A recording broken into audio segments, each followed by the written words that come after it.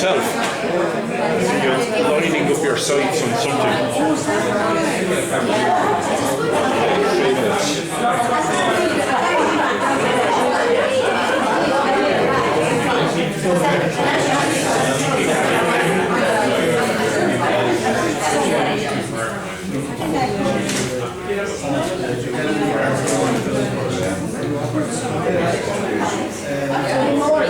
3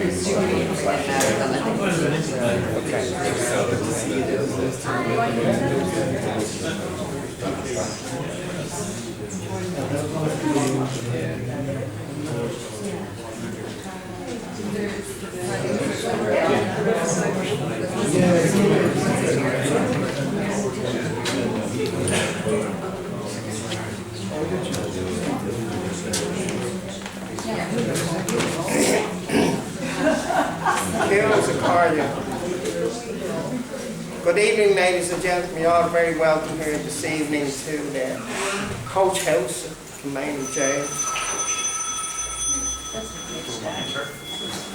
Good reminder.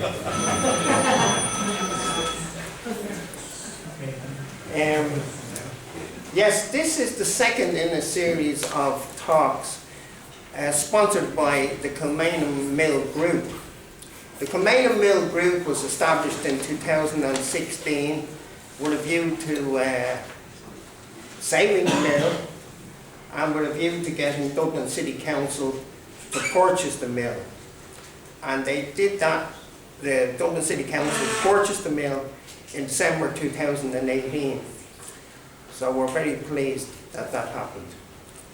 So our speaker tonight is Dr. Paolo Virtuani. Am I correct? 90%. 90%. He's from University College Dublin School of History and Archives.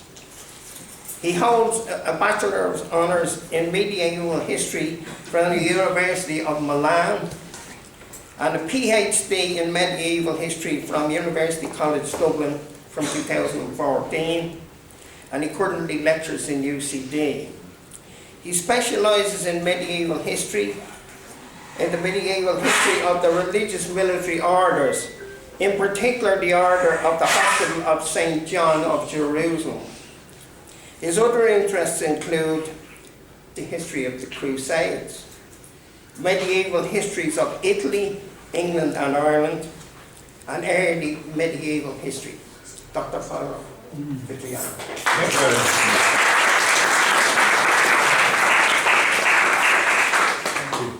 Well, first and foremost, I'm flattered, I should say honoured to be here. Probably you might have had Barry Keogh from Kilmainham speaking instead of me, who has a much better grasp on the actual physical layout of the site we're going to look at today. He has a 1-year-old little boy, and he couldn't leave him home. I just barely managed to get permission from the Queen of the house. But I've been involved more or less with a history of Kilmainham, of the location of the manor of the Hospitallers, since 2009 when I started my PhD. So this is a long time coming, if you want. It hasn't reached fruition yet, but we'll speak about that later on perhaps. And I should say I don't have a real expertise on mills, either modern or medieval for that matter.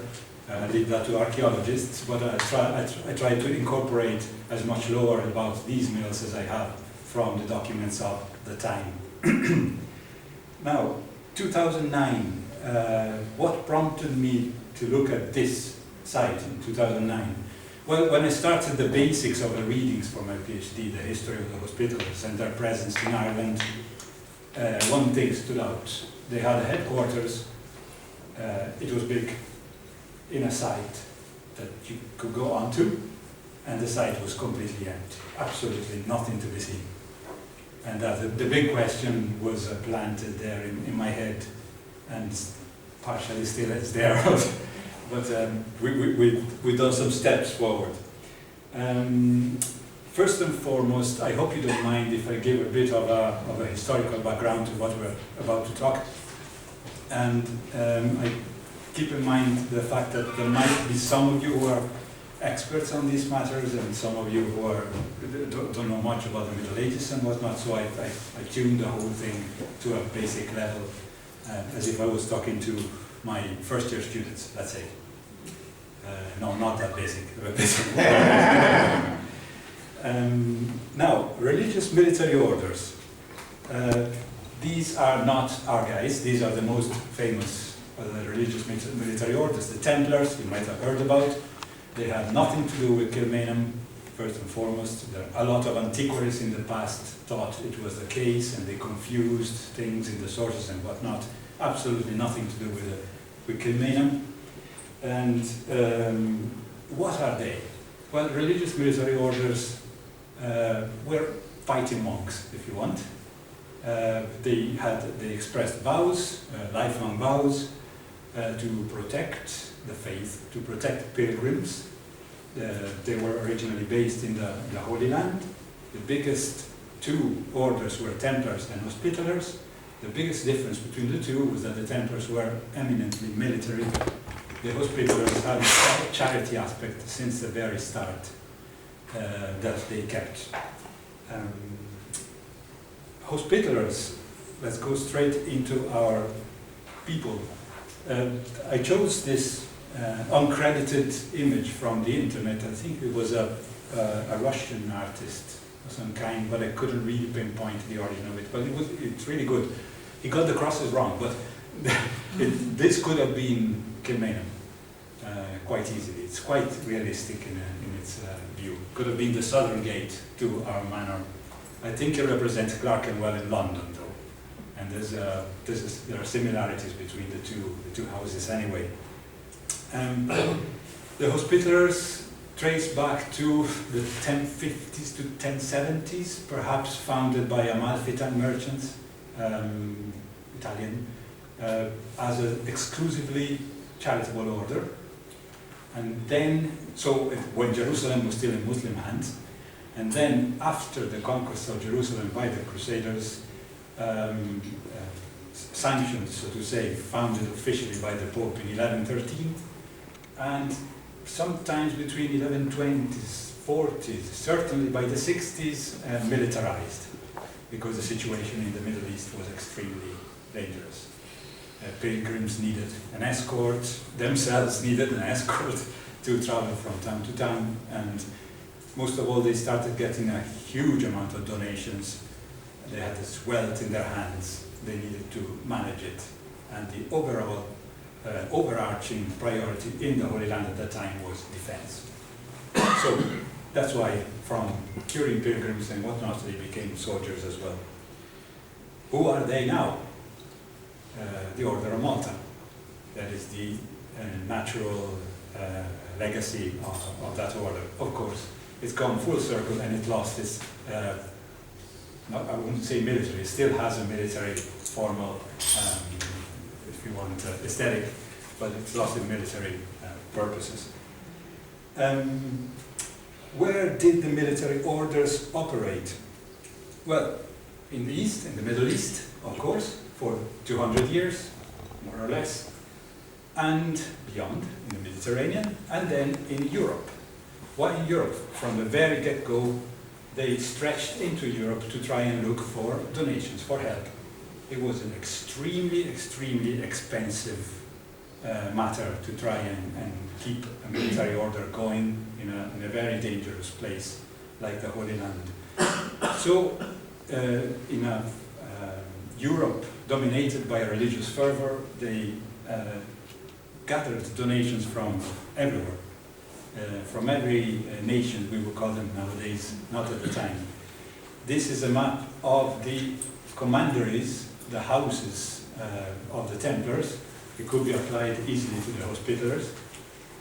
We're looking at a web of properties that make them into modern corporations, if you want.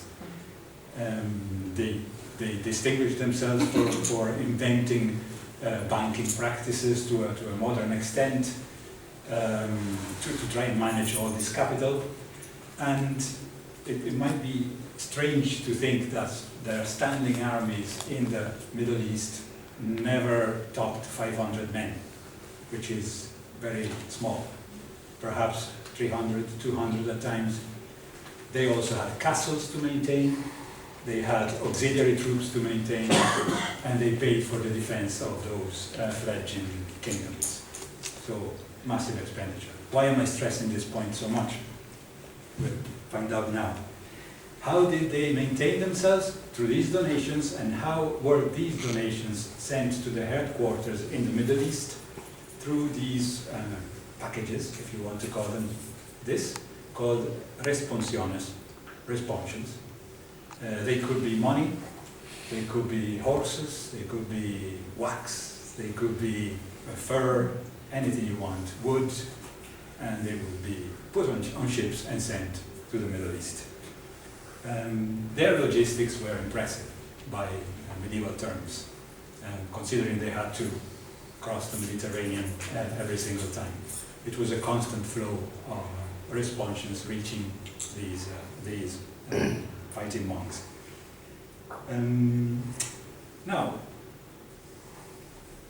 what were the most lucrative activities that gave these orders their wealth?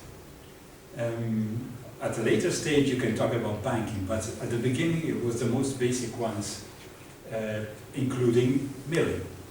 Why were mills so important? Because they required expertise, technical expertise. They required a privileged position within a political environment. Not everyone could go there and tell the local lord, can I build a mill? Because the lord would say no. The lord would say, the mills are mine, I take the revenue from there. The Hospitallers and the Templars were allowed to have mills because their lords allowed them for the purpose of raising money to fight for the holy cause. So that's why the focus was on these particularly lucrative endeavors and buildings as well. So you can imagine what kind of attitude they had towards these rights. It could be mills, it could be tax-free houses within Dublin, it could be the right to raise revenue from particular lands, from particular rents and whatnot. They defended these rights to the utmost. If you go through one of their sources that's full of documents relating to them, it's littered with legal fights, physical fights and whatnot, in which these orders defend themselves from the attempts to encroach on those rights. And it's strange because they depended exclusively from the Pope So one would think they were very well protected. No. Who was their number one enemy? Bishops.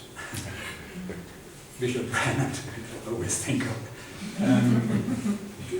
The bishops, secular bishops, I should say, could not stand the fact that within their dioceses there were other orders that were exempt from a series of duties, so to say.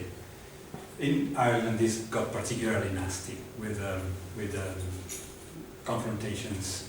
They got almost physical, at least in one occasion. Now, the other, if you want, player that had problems with the military orders were lay players. In case of Dublin, we can think of the mayor and citizens of Dublin. There are well-documented fights between the Hospitallers and the citizens of Dublin on the use of the water of the Liffey for salmon, for damming the river, nets of all kind, for mills. One of the documents that you will find about the Hospitallers from the 1260s is a settlement, a legal settlement, in which there's a description of a continuous fight between citizens and Hospitallers. The Hospitallers have built a dam where O'Connell Bridge is now. They have blocked salmon from coming up. The citizens had nets just beyond that. They weren't particularly happy, so retaliated, going up the river and destroying the Hospitallers' mills here, where the Kilmainham Bridge is. There was a bit of a to and froing and a kerfuffle, if you want, and then it was settled in front of the Lord Edward, soon to be King Edward I, establishing the rights of the Hospitallers in Dublin once and for all. This sort of up and down. In the Holy Land, the two military orders were prone to fight within themselves, among themselves, I should say. One of the famous disputes is between two mills, once again. The Templars were experts in flour milling, the Hospitallers focused on the sugar and the Holy Land. And they were the two most lucrative mills that they had near the headquarters of St. John of Acre, nowadays Akko in Israel, were on the same river. So you do the math.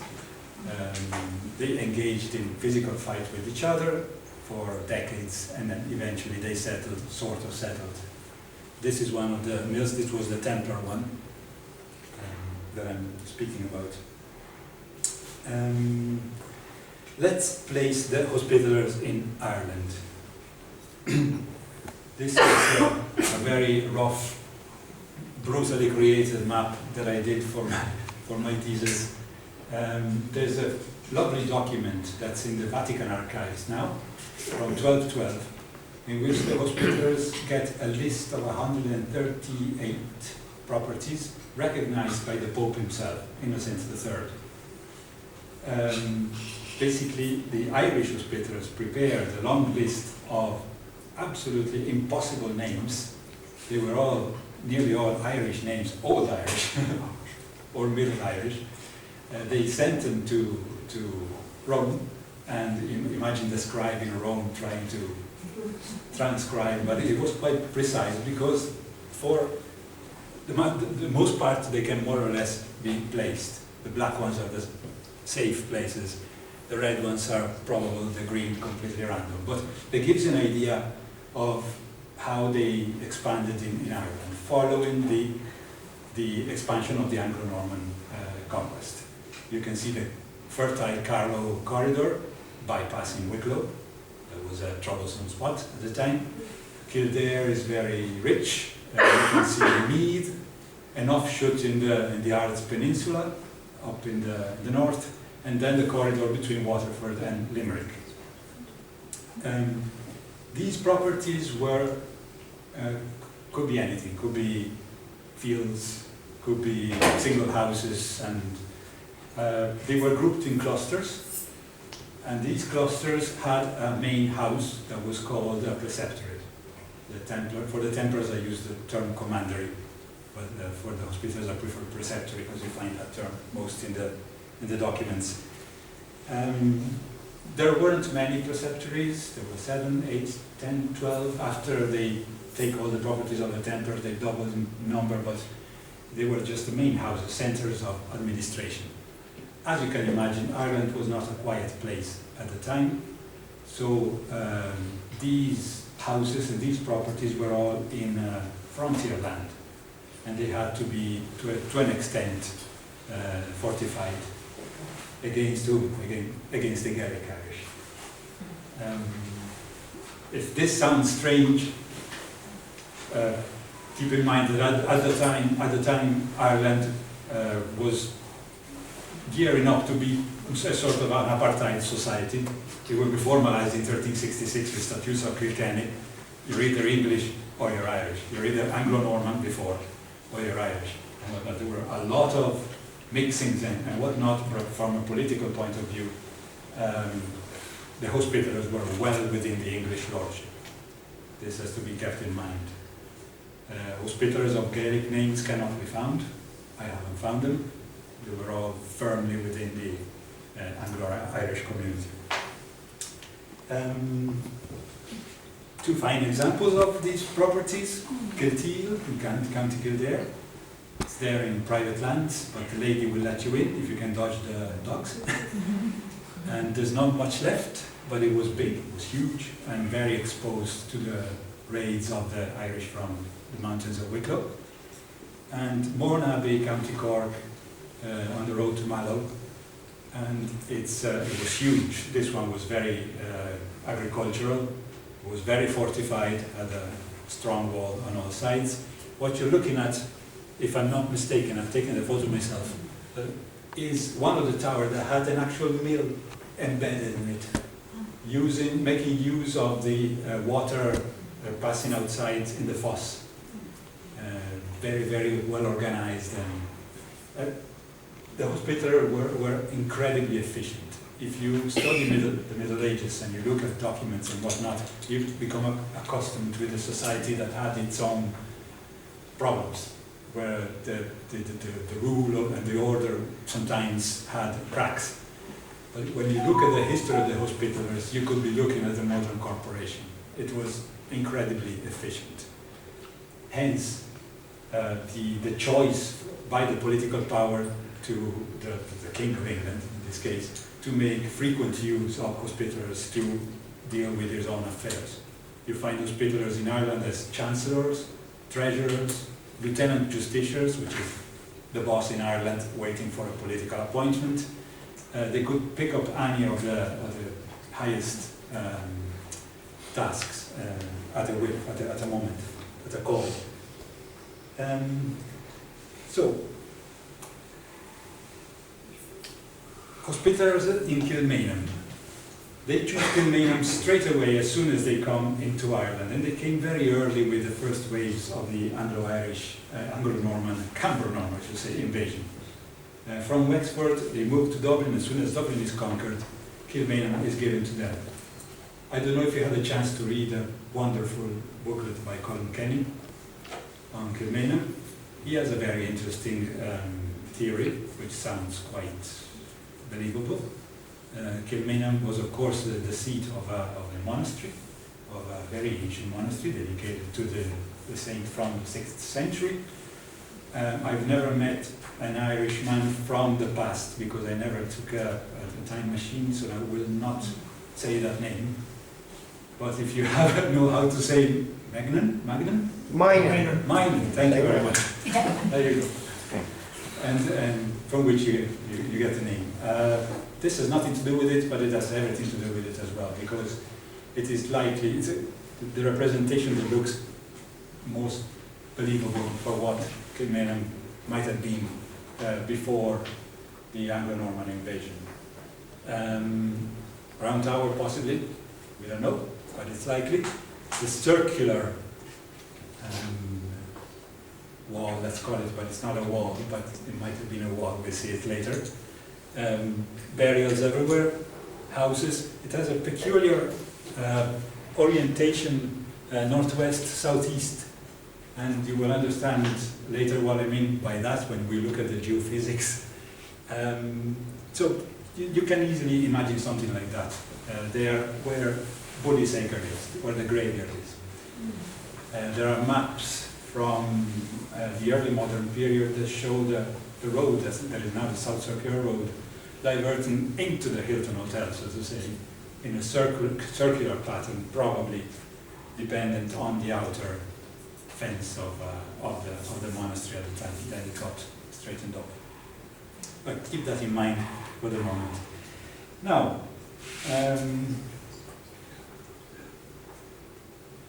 let's go towards the work that we've been doing during the pandemic. In 2012, could it be, 13, I was given kindly by Ruth Johnson of Dublin City Council a copy of the geophysics done on the green of Kilmainham, the main lawn. And it looked very interesting to me, of course. I was blown that someone had done this. Finally, maybe we'll find something. And I brought it to the attention of the only archaeologist that was my friend, Professor Tygo Keefe in UCD, in the now defunct common room where many pines were spilled and many projects came to be. Now it doesn't exist anymore. He asked me, what you want to do with this? And I said, well, you're the archaeologist, take a shovel. But he said, no, let's do something else. Go to the primary source, to the original manuscript that speaks about Kilmainham, take all the features, physical features from the text in Latin, put them together and come back to me, and we write an article together. And so I did. Took a long time. We wrote the longest article you could find in the Journal of Medieval History. It's a master thesis, essentially. But that became the basis of the further work that Ruth Johnson triggered in full pandemic time. So it was all a work done online with a big steering group, very heavy names in this group. I was really and truly the last of this list. It was fantastic work. It was humbling to see these archaeologists and these experts come at loggerheads on little details on, did the river flow this way, was the mill there, and it took months and months and months and meetings and meetings. The aims were to assist a fantastic artist, Stephen Conlon, in the drawing of what we thought the manor might have looked like.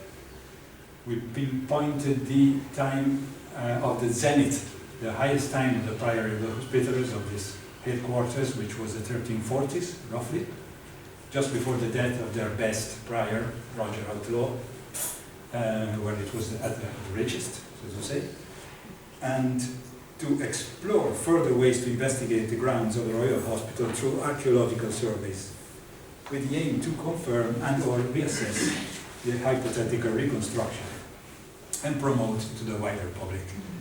It was shared to whoever I found on the street and conferences and whatnot. I still don't see it around much. But now,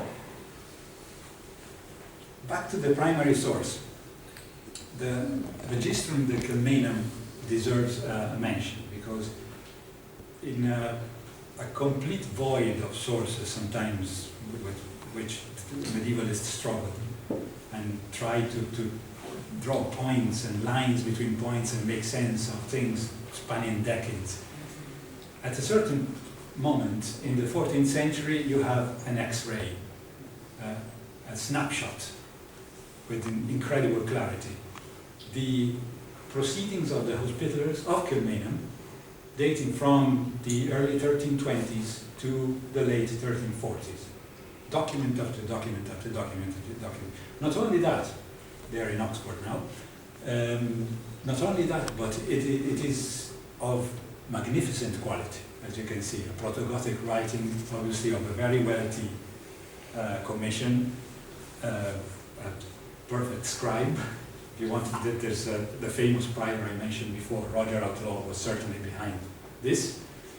And it's a wealth for the researcher, so I thought I should come here and bring you whatever I could find about the mills. the mills on the Carnac. It didn't pinpoint that mill in particular, but it speaks about a certain Petrus, there. Peter the Ludlow was his name, a carpenter that lived in Kilmainham thanks to a corrody offered by the order, with the task of fixing mills belonging to the house or building them from scratch. Molendinis, there it is, that's the mills. So those are the Molendini that we reconstructed from the drawing. There are several other mills depicted on the drawing. One further east on the Carnac, another further west on the Carnac. Then they tried to imagine a windmill as well. They put 2 mills on the Liffey. The location not completely sure, but realistic to a certain extent. There is no doubt that this manor yielded and squeezed the land to its utmost for the earning of wealth to send to the east. Some raised their eyebrows thinking of an order 3,000 kilometers from the Holy Land, raising wealth to send to the Holy Land. I was skeptical too. I was surprised. If you go all the way down to the 14th century, the Knights Hospitaller in Ireland were firmly connected to their convent in the Middle East and sent the money they needed to send to the extent of, I have a 1330 document that speaks of 1/3 of what their English counterparts sent. The demographic difference wasn't that sharp as it is today, but it's still from a land, Ireland, that was basically in constant full civil war, if you want, among the barons and with the Irish and whatnot. So the efficiency was there and it was at the highest level. Roger Outlaw might have been concerned with Dublin, Kilkenny, this baron, the other baron, but he was also concerned with the mission of its order, all the way to Rhodes in the 14th century, in the Mediterranean. I added these images as well that come from, kindly from Frank Cullen, from the group, from the steering group.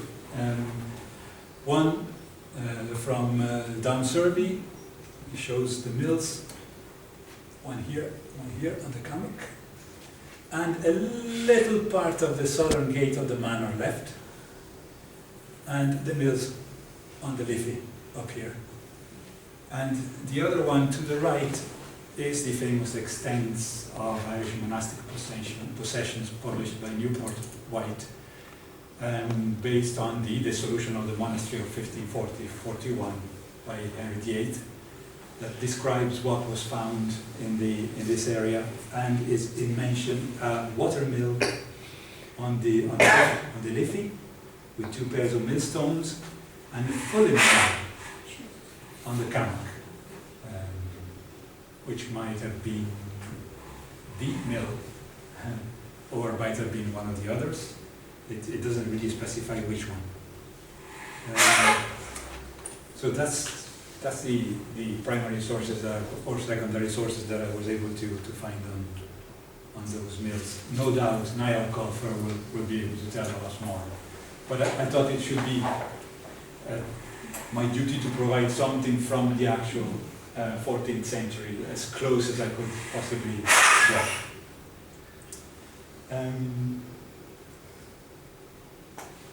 La pièce de résistance. There you go. This is the final result. I have a very detailed file that can be zoomed in merely to see the stones. This man was amazing.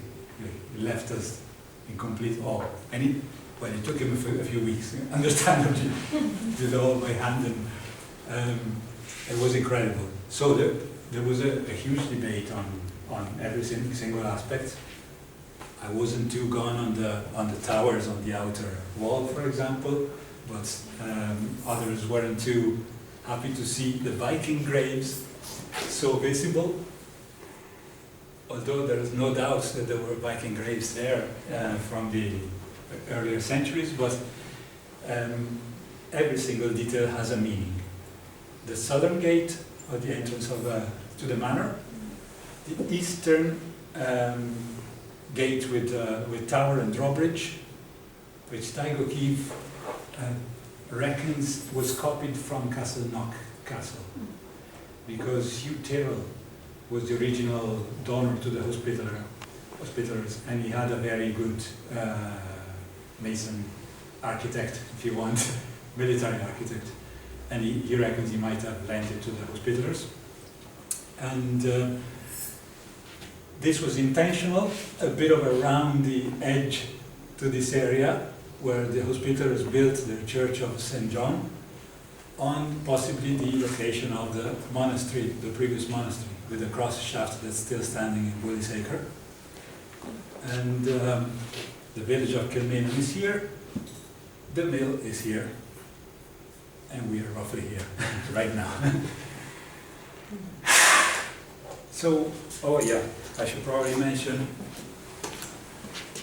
this is a full mill race leading to this mill, and they decided to stick another mill here. That's the weir, and fish traps and fisheries and whatnot. So the registrum, the register I speaks about stables, brewery, there was a jail, great hall, house of the prior, minor hall, the house where they did cheese, blacksmith, sewers, and everything. It was a huge manor. I would be surprised if it had been less than 100 meters long.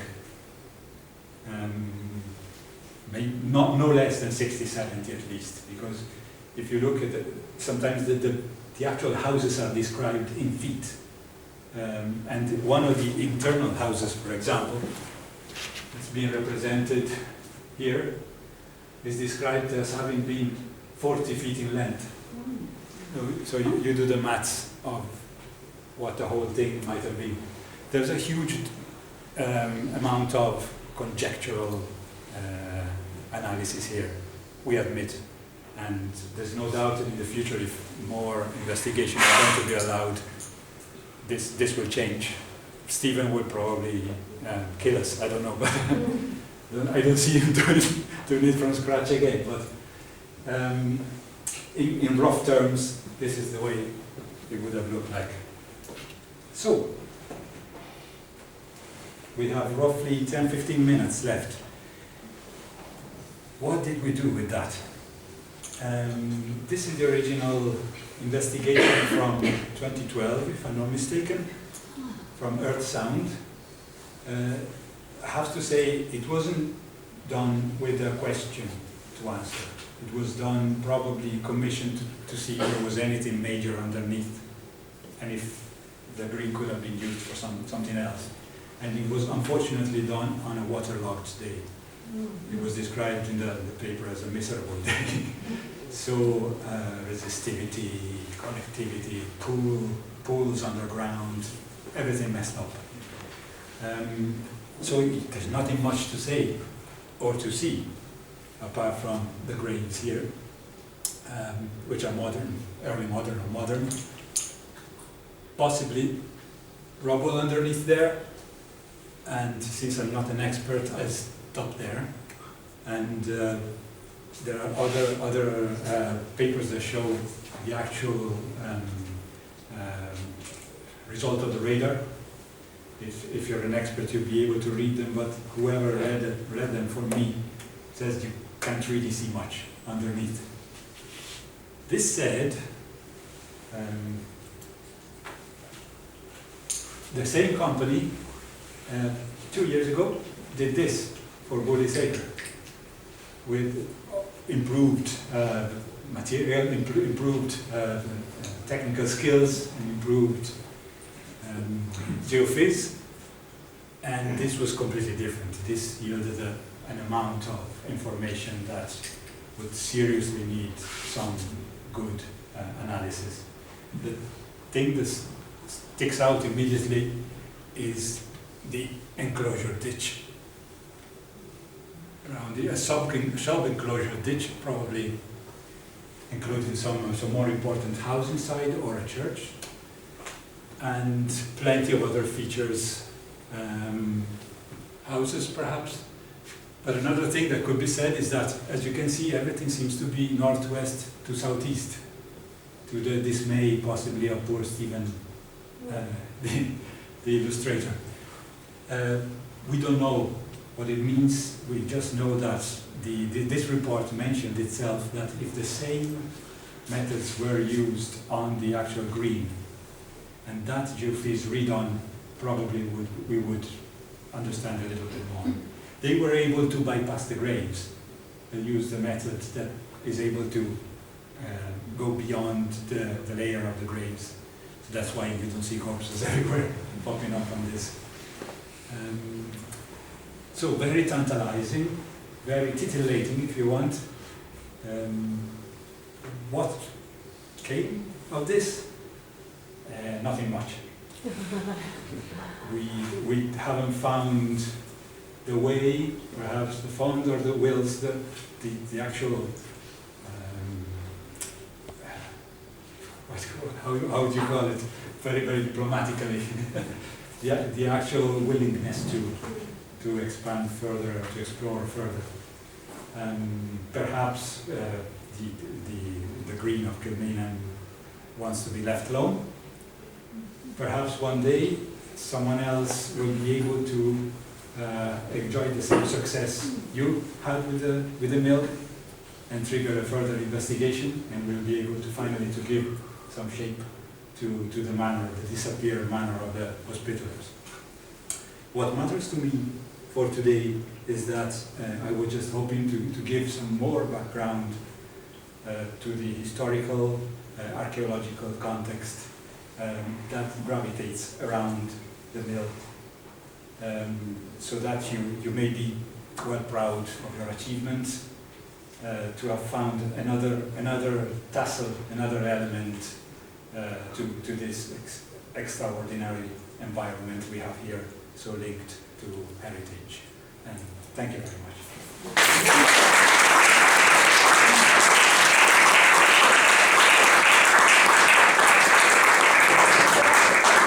Very much, Paolo. That was fantastic. I think all of us knew little bits, and now we all know a lot more. I actually knew about Knights Templar. I grew up in Glasgow, and just near where we lived there was an area called Temple, and one of our school houses was called St. John's, the badge. And so I didn't really know as much as this, but I had heard of them from a very young age. Any questions? I contribute if I can. So I did a book called The Great Book of Kilmainham. And basically what I included in that was all the writings of the historians of the 1800s. One of my friends said, don't believe anything they said because they were always drinking too much port.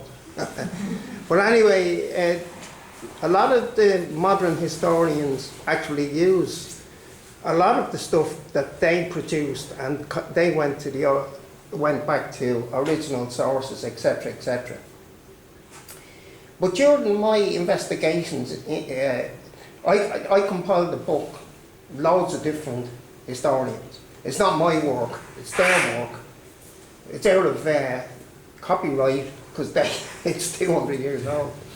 But one of the things I discovered was that Queen Elizabeth I had a big involvement with the Priory and, as I call it, John's Castle and whatever, the manor. And when the manor was damaged in a big storm, as you will know about when it was damaged, they also did investigations into the damage to the mill, the two mills. So the references Queen Elizabeth in the, what's this they call them, the rolls, she has references to paying for the reconstruction or the improvement and of the mills.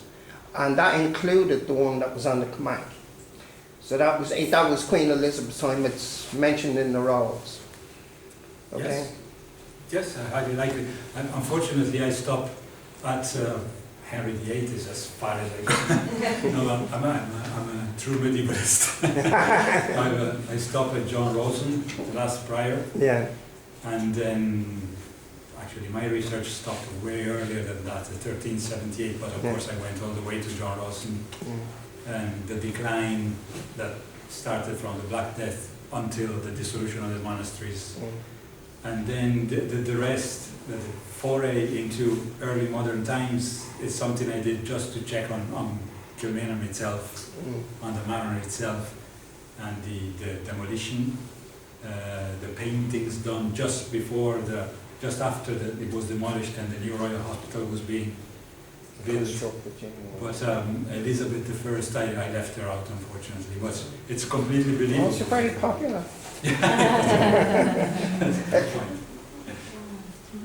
Yep. Yeah, just something about the date of the mill. Last week I was surprised because it sounded as though it was more recent, because I've heard originally that there was a mill building in the 11th century there, and your drawing here by Stephen is dated when? The drawing by Stephen is dated 1340s. Yeah, and there's a mill building which in the spot where the Kilmainham mill is. Yes, likely. It's highly likely. Okay, so it's still a hypothesis. It is a hypothesis, but it's quite a firm one, because the race was there, the mill race was there. The mill was subsequently there, and it wouldn't have made any sense to place it somewhere else. So with the dose of uncertainty, we put it there, but we were quite. But it was likely to be a flour mill at That's the what time? that's what the extents say, Yeah. and it's quite sharp in saying it. So I guess they could have been adapted to different purposes. Fred Hammond and I were talking about mills, and he was saying that mills were very rarely one thing or the other, that they would be used maybe for making flour at certain times of the year, and that they'd be used for textiles at other times, and that they were multifunctional because the paddles and so on, they'd be adapted. Absolutely correct. One of the examples I gave before on the Holy Land.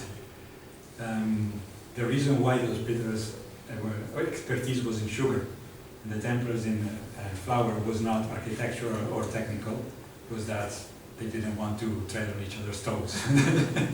And at times they did, but yeah, that's absolutely true. That there's water, there's a spinning wheel, and you can do something with that, and it doesn't take major. Yeah. What informed the illustration of Stephen Collins' information? It was written information as opposed to geophysical survey. Yeah, oh yeah, exclusively the research me and Ty did on the physical layout of the manor, and for what concerns the surroundings, the lands around, we had experts on the plates in Viking times. We had experts on the history of rivers, of geology. All sorts of people were there with their own expertise. I exclusively limited my input to the manor itself. I was way out of my depth, so to say, in the rivers. Was that? The plan there, the western end, we can sort of identify it as being almost the South Circular Road, because it lines up with Island Bridge. I'm just wondering if the eastern end more or less coincides with the the present wall, let's say, of the Royal Hospital, or would it be further east or less? There is a question mark there too. Later drawings, the Dawn survey, the Girdler drawing, there was very quick sketches for cadastral reasons or for reasons of just to check what was there at the time. And none of them really bothered drawing perfectly what was there. But all of them had some elements that were too specific to be completely random. And they all seem to be placing the ruins of the castle on where the actual green is now, so west of the Royal Hospital. But there's an argument that says the Royal Hospital is on the same high-rise ground. Why would they have left it empty? So my guess is that this is where the modern Royal Hospital is, and that would have been the manor. But I would not be surprised if I was contradicted, to be honest. And did you see the drawing I showed before? There it is. The little details like this are tantalizing. The great gate to the south, it's pointing south, and then it seems to be sort of tilted northwest, as the geophysicists seem to indicate in Bullis Acre. Was the whole thing slanted 45 degrees towards the northwest because of the incorporation of the previous monastery that certainly didn't follow canonical quadrangle of the Hospitallers? Who knows? We would need to seriously give space to archaeologists for this. Maybe one day it will happen. It will be about to maybe quell the fears of the Irish Museum of Modern Art that any exploration would be in any way invasive or take too much time. I reckon if you went there and told them, look, like the time team, give us 3 days. Exploratory trenches, a serious geophysics. If we find something, fine. If we don't find something, if we find something, cover it up and keep going with Liam Gallagher and the concerts. But all we need to have is, I don't know, a corner of walls to give some indication of where it was oriented. Anything to just improve our knowledge of that. Hey, I'm just wondering, so when you showed the diagram of Bullis Acre that was done, was Earth's End, did you say? Yeah. So if they, or did you say that if they redid that on the green, now, with modern, with newer technology and not waterlogged, I think that there is a good chance they would find more stuff? Basically. I don't think they find much, but I think they will make more sense than this. Okay. The rubble will probably be something. You don't see them, but there are plenty of thin lines there that indicate ditches and whatnot. They were extremely thin and didn't really make much sense in that drawing. And most of all, the same company could link the two, geophysics, because some of the structure, you see them stretching beyond Bullis Acre into the green. You will make sense of that too.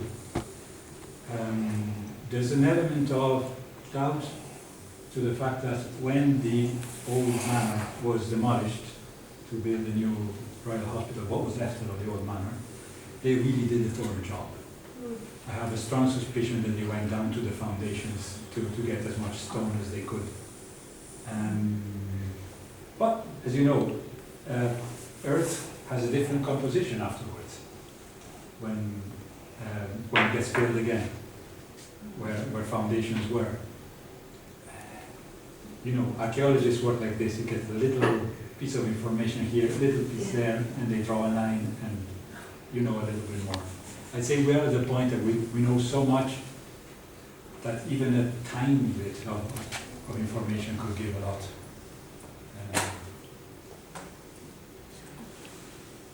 So, any more questions? Just one Yes, there. one there.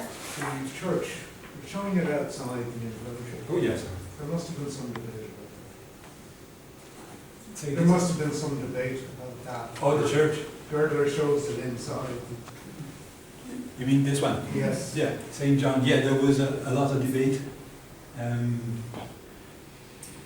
I think it was Lindsay Simpson that opted to put the site nave here to the south. They all agreed going east to west, west to east orientation because of the times.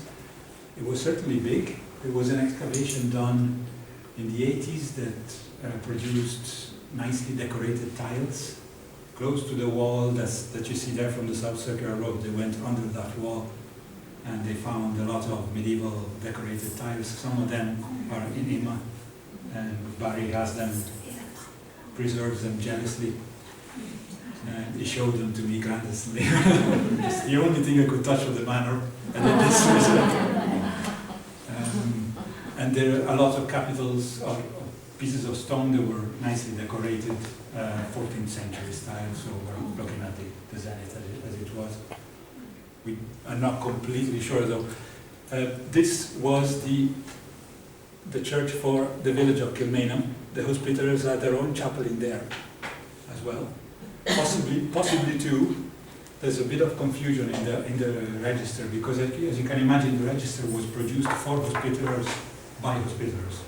So more often than not, they said, I give you that house that stays beside the house that we all know there.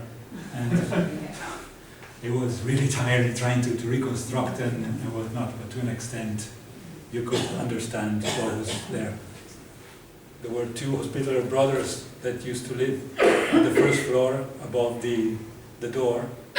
Marshall was their surname. And they kept doing alterations and extensions to their rooms, and me and Ty were going, oh, come on, stop.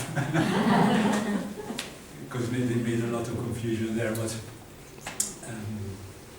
we're very happy with the result, and I have absolutely no doubt it will be different once we find out. Exact question? I might have a silly question, but why did they actually build there? Is it because of the original baptistry that was there, or was it a defensive location with lines aside to other castles? I'd say both. Okay. The Kenny hypothesis is still a hypothesis, we don't know. Yeah. But it's a convincing one. The well of St. John's well, which is reproduced here,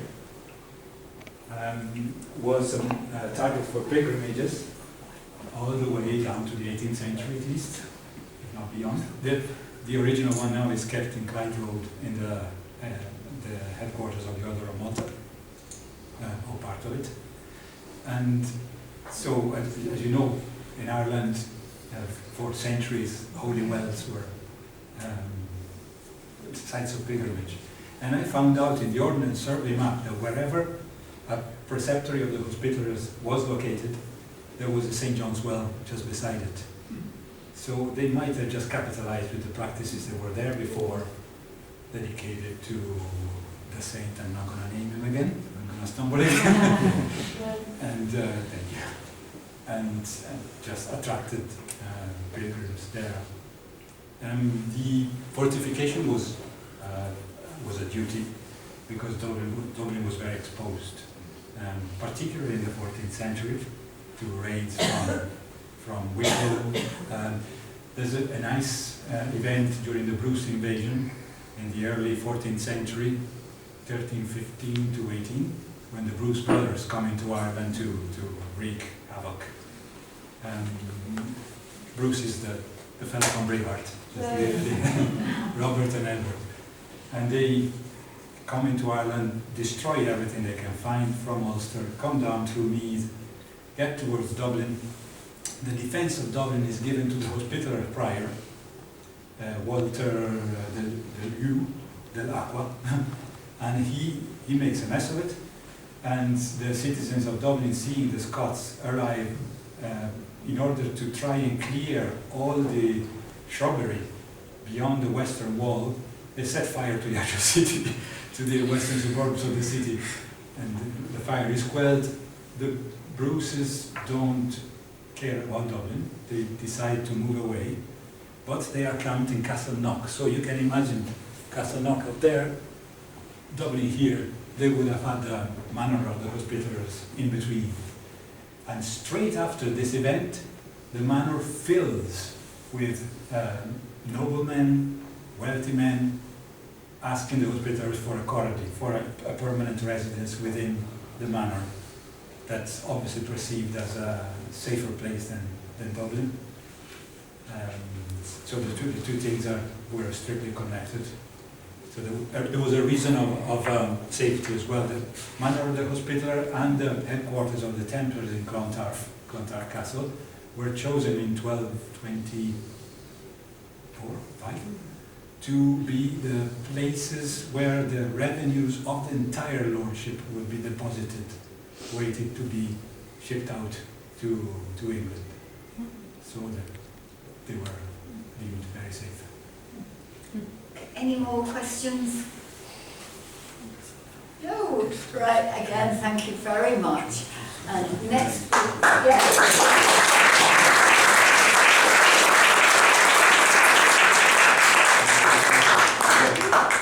next week we have the third of our talks on industrial archaeology, same time, same place, and look forward to seeing you all then. And then the fourth one, the week after that, on the weaving.